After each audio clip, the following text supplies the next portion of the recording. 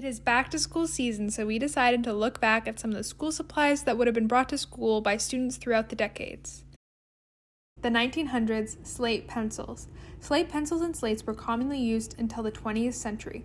Paper was expensive, thus these reusable alternatives were used in schools. 1910s, Ontario Writing Course. This Ontario Writing Course book is dated 1916. One key subject in early schooling was teaching proper penmanship skills. Students during the 1910s would have most likely been taught the Palmer method of writing. Standard and clear handwriting was crucial before the widespread use of typewriters and computers because handwriting had to be legible. The 1920s, lunch pail. Before the lunchbox, we had the lunch pail. This lunch pail was used by a student at SS No. 11 Portland Bell Rock Public School from 1917 to 1925.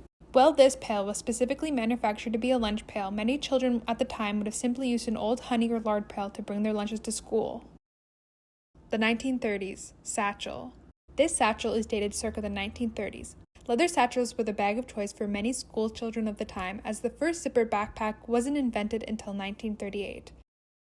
The 1940s, pencil case. This multi-compartment wooden pencil case is from circa the 1940s. It features a beautiful flower design on top. It slides and is hinged, which reveals 3 compartments. 1950s, Fun with Dick and Jane. Dick and Jane books are some of the most recognizable children's books from the mid-century.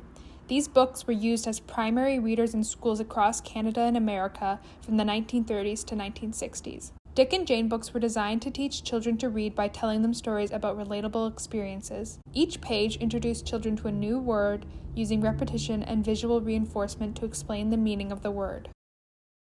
Now that we have looked back at some of the school supplies of the past, what do you think are the quintessential school supplies of the 2020s?